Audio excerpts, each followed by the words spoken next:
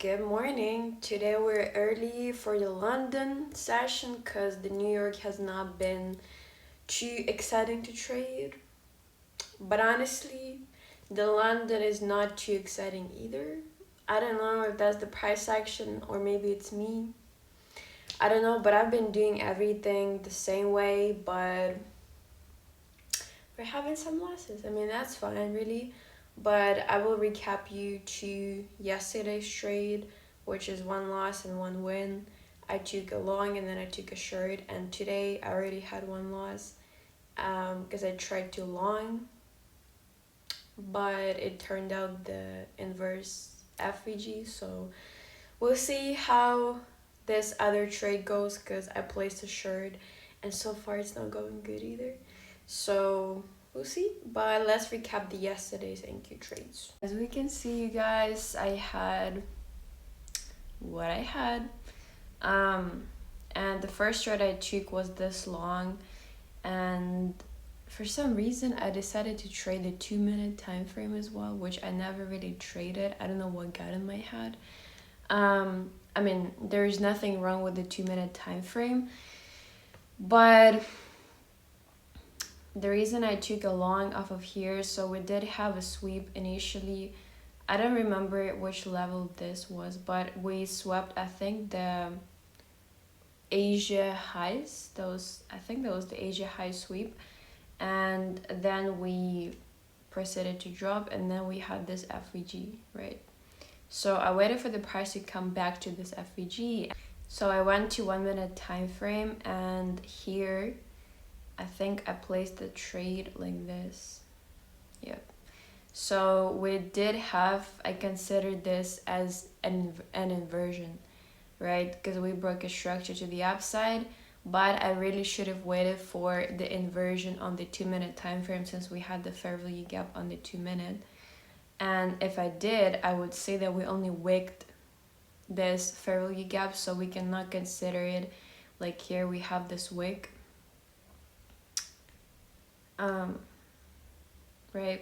We only wicked it, so we cannot consider this as an inverse fair value gap. So when this candlestick closed, we broke the structure to the downside from this FVG, and I was targeting the London lows right here, these ones, and it played out good. So that's the recap. I think it's super brief recap. I really don't think my psychology has been the best in those past few trades, and this I have recapped the yesterday's trades. Today I lost 2 more trades. I don't know if that's just me, but the price action is either the price action is not horrible. The only one thing is that on the New York session we are not really getting like the momentum like in the price. Like at 9:30 at the opening we usually get a really good manipulation, and then from there on it's a lot easier to find an entry and everything. But for the past 3 or 4 days, basically let's say just this week, we have not really been getting this, and at 9:30 the price action has been quite slow. So I think it made it a bit more difficult for me to trade.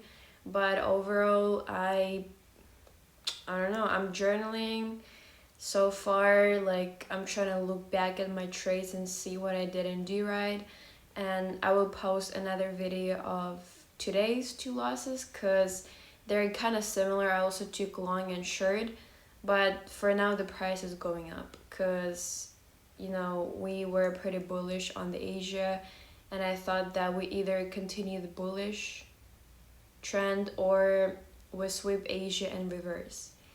And for now it just manipulated to the up and down side, and I took both trades. So I will recap those 2 losses in the other video, but like I said, I don't really think that I've been like doing my best psychologically, even though I have all of my confluences. I'm not excited to trade, like in a sense, like overly excited as sometimes I am, but it's just something, I don't know. Let me know, guys, have you had a good trading week or you didn't? because some of the people that I follow on Instagram, I saw them posting like they didn't have a good trading week either. I don't know if they're just me or not. I don't know, maybe the price action, but I'm definitely like having all of the confluences and everything, but it just still manipulates me for some reason. But that's fine, it's a part of trading. But the main point is still to you know, manage your risk properly, and to, you know, stay on a green side despite the losses. So this month so far I had 3 losses, and let me check, you guys. I had in March 3. Oh, I have actually 3 losses and 4 wins. So it's kind of not looking too good. The win rate so far is not really the best one. And I really do think that it's a lot better to take just one trade, and it's gonna be either win or loss or break even. And I think it just saves you from losing more. Let's say if you place more trades, because the more trades you place, the more eager you become to place even more.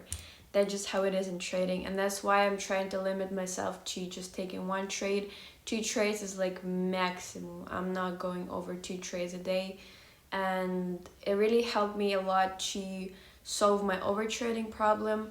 And I really suggest taking like just one trade a day, because 2 trades, it kind of already pushes you to, oh, maybe I'm gonna take a 3rd trade.